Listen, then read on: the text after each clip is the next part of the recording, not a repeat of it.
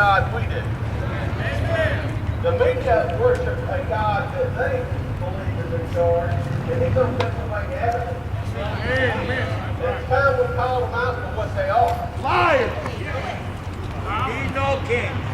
No king but Jesus. That's what our forefathers said.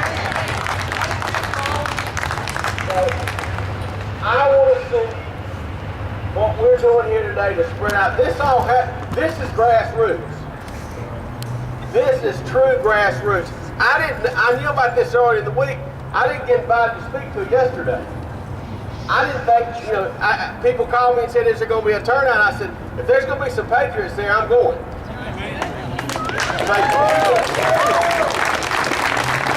Keep looking around and see who's here with you. If you look at the history of this federal government, what it's done, I don't think there's anybody among us that would defend slavery. I sure wouldn't. I think it was morally reprehensible. But you look at 1862 was the foundation of the IRS. Lincoln basically started, they didn't call it the IRS, but that's when it started. That's when the government started becoming God and taking over this country. Absolutely right. And I know, and I heard the comment earlier that there were some older people here. Now, I was born in 1970. So, maybe some of y'all can help me out. What did you guys used to do to the bodies? I mean, obviously before 1960, before we had government health care, you had to be burning the bodies in the streets or something. Because surely we couldn't have had health care before the government got involved. And how did our families, how was anybody ever able to live into old age without the government providing for us? We used to have families and communities. You're one of these bullhorns. What was that, man? I said your mother fed you right. Well, now wait a minute. Is that a Chris Christian thing? It means get rid of Monsanto. What's that? Get rid of Monsanto foods. Well, I got to tell you about Chris Christie. I noticed what he said. Chris Christie's always been against the salt life. Yep.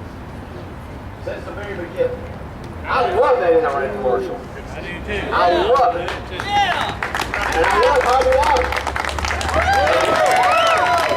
We the people are standing up, and I got to tell you that those folks in there aren't going to stand up till you stand up. Because they want the vote. They want the vote. They'll promise you rainbow stew. They'll promise you 2 chickens in every pot. They'll promise you everything to get back in. So what you got to tell them is, you want your freedom. And if they won't fight for it, you'll send somebody in there who will. Because we got to get behind this 10th Amendment and fight for this 10th Amendment because we don't want to have to use the Second Amendment. We're a peaceful people. But we will not be the generation that lost our liberty.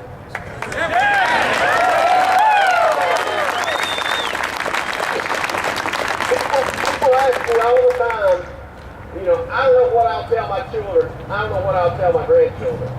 Well, I'm not going to have that problem because I'm not going to be here. I will lay down my life for my liberty just like my forefathers did. Amen.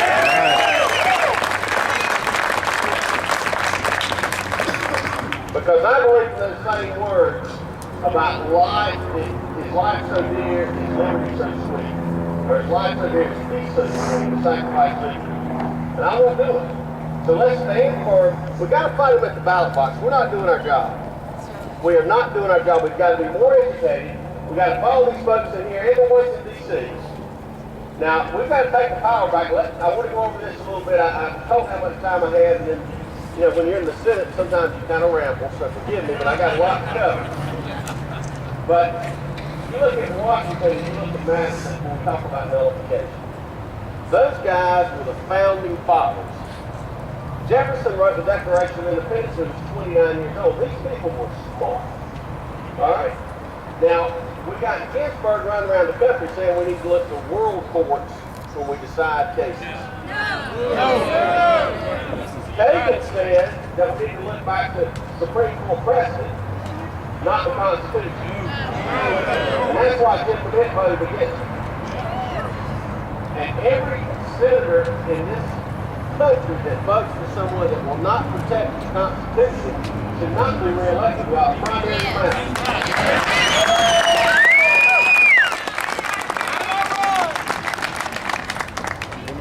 We need to continue this movement. We need to continue what we're doing. We've got to keep fighting because the other side is committed. Now, if you look, I did take a little hard about what Obama did with his executive orders. Because he showed that basically he didn't have the guts to say what he was going to do. He knew that these crowds would swell, but he called on Congress to do what they can't do. This Second Amendment, this is part of the Bill of Rights, this is part of the compact that the original colonies said, all right, we'll join if we have these 10 things. Now, our forefathers expected us to protect these rights. And that's what we've got to do, because if we don't protect them, if we don't fight for them, we'll lose them. So, I cannot believe the number, how Facebook just exploded on this. We're going to have hearings for my constitutional carry bill around the state.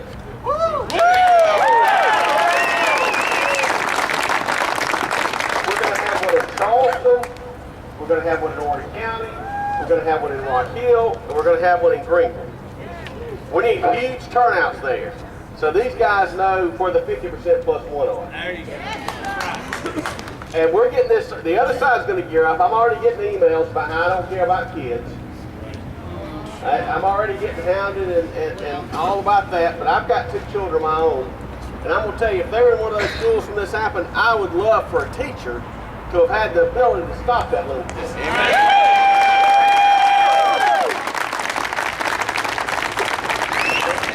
And the older generation, you guys, we don't have to depend on you to explain it to the younger generation. Because you guys went to school when they taught you to hunt, when you had rifle clubs. This fear of guns has got to stop. Yeah. We've got to fear the federal government. That's what we've got to do. So let's all stand firm. I thank God y'all are here. I mean, this is a great start of what could be a movement. Let's get this bill passed in South Carolina. I get emails from all over the country. We're not alone. And it's not a geographic thing. It's all over the country. Texas is trying to take their rights back. Wyoming's trying to take their rights back. Now, these folks in here, they want to talk about things which are good things. I mean, it would be nice to have a more efficient government, although we've been working on a more efficient government since I've been here, since 88 when we first started trying to streamline government. Not all for that. We're not just less government. But less government. And let me tell you this, people always say government ought to be ran like a business. Well, that's not true. Because the goal of a business is to grow. We should never want to grow government. Government is like weeds in your yard. You've got to constantly push them back or they'll take over. And that's what these guys are doing. They're picking winners and losers. They're controlling the economy. The guys at DCA control the economy and with $16 trillion of debt. And now those same guys that got a $16 trillion of debt says, let us manage your health care. The guys in military spending in the past that bought $100 toilet seats tell us, let's take care of your health care. So they're trying to finish this off. They're trying to finish this republic off. But I'm going to stand with you. I want you to stand with me. I love to have patriots come up here and just start something on their own. This is awesome. Because you guys are going to have to lead this. You guys have to lead it. We don't have enough of them in there, and we don't have many at all up in D.C. So it's up to we the people, and that means you. So I thank God for you. I appreciate you being here today.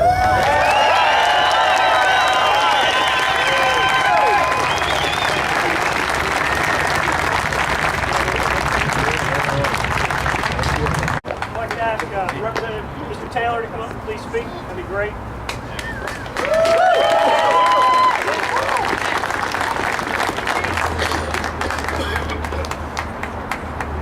I stood on these steps 10 days ago. Some of you were here. It was the Nullify Obamacare rally. I started that rally by saying this. There's a guy in Washington that likes to say, yes, we can. And our answer to him from these steps in South Carolina is, no, you can't! No, you can't! No, you can't! He cannot! He cannot! legally do what he is doing. He's a communist. He's a Kenyan. I love from up here all the rhetorical comments about it. You all are better speakers than we are, I guarantee it. Because you've got your heart and your soul and your beliefs right on display here. This, by the way, this crowd here, as spontaneous as it was, is probably twice as large as the Nullify Obama care rally that we had here. So be proud that you are here and you are standing. You know, they forget in Washington that we states came together and created the federal government. They are our child, they are not our parent. We are sovereign. This is where it starts and stops, right here in South Carolina. You know, we've let them, both Republicans and Democrats, over decades, usurp our liberty. And that is wrong. And you've got to stand today and stand up against them. So, Senator, there are fine people, and you and I both know it, inside this State House. There are good patriots who are paid little, come here and work long hours and serve you well. There are many in there that will stand with all of us. There are several bills in this State House right now. I have one that I pre-filed, and hopefully we'll get some traction on it shortly. It's just one block, one building block in the whole Second Amendment. But for those of you, how many of you have CWP? All right! I just looked over here. My darling wife of 42 years, she's my starter wife, I might tell you. 42 years. My starter wife over there, her last birthday, I got her a nice box. It looked like it was wrapped from the jewelry store. So she opens it up. Actually, we're in a very fine restaurant in Aiken. And I said, honey, you need to open that a little lower. She's like, what's with you? You know, so she opens the box, of course, and the card in there says, nothing says I love you like a Ruger.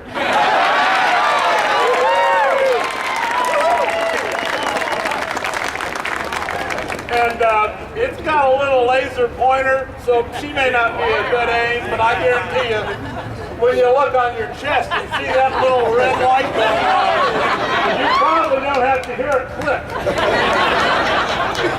I pay attention and I mind my ways, I'll guarantee you. So I like that laser so much I went and got one on my gun here. I said, you know, you can't have your wife have a better gun than you got, right guys? Hey, that's the way it is. Look, we stood here and talked about Obamacare like we're talking about this. But if we don't protect and fight for the 10th Amendment, then we've lost the Second Amendment. It is states' rights. We gave birth to that federal government. They have very limited rights. They do not give us permission to have our guns.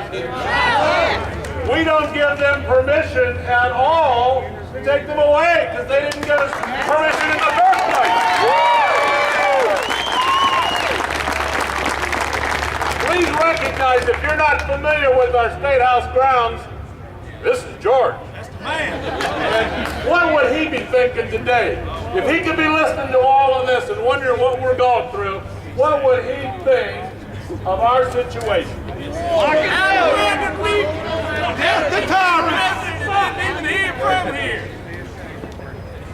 I was about to tell you a moment ago when I got sidetracked about the concealed weapon permit. My bill that I filed was the restaurant carry bill. Well, politely, I like to call it the Applebee bill. Doesn't that have a charm of Americana to it? But here's the thing. It is, as was spoken here a moment ago. It is about the good guys being armed. There's no problem in this state or any other state with folks that have CWPs. I can talk to any police officer, any police chief, and they'll say, give me more. Give me more good guys and gals who will carry a gun concealed. Because you know what? When those bad guys show up, they look around and they don't know who's got one. And that's the point. So the restaurant carry bill is really quite simple. You can carry into a restaurant that has a license to serve alcohol as long as you don't drink. That isn't too difficult a concept. I hope it has an opportunity to get heard here. I'm going to press it real soon, and hopefully we'll get a hearing. But that's one more thing you need to be talking about and looking at, impressing your representatives and saying, that bill, Senator's bill, other bills that are in here, we need to press them forward. We need to show in South Carolina that we stand for the Second Amendment. We stand for liberty. Folks, you are the patriots. You are today's army. You are the ones that are going to save this country. We've got to weather the next few years. But that guy can't do what he's trying to do. I was with Senator Tim Scott last night. And I'm telling you, a sidebar, Tim and I have a running joke. He served in his house for a couple of years and went to Congress. Well, I got his parking spot underneath the deck. And so I always tell him, we have a little thing now where I just go like this. And he knows what that means, because I told him, I said, when I pull into that parking deck every day, and I said, I just stop my car, and the vibes, those conservative vibes go up through the tires, through the car, and into my soul. And he goes, oh, you're so silly. And I said, no, Jim. I said, I'm sitting there longer after I turn the car off now. I need all the help I can get, too. But seriously, Tim Scott will stand with us. So will all of our Republican congressmen. Joe Wilson, Bill Buster, all of them will be with us and will fight the fight in Washington. I believe you can trust them to do that. I know them. They stand with us for sure. Now, I can't speak for Representative Clyburn. I'm not sure Representative Clyburn can speak for Representative Clyburn. However, we outnumber them, and this is South Carolina. Yes! So here's the thing, patriots. He says, yes, we can. And we say, no, you can't. No, you can't. No, you can't. God bless you.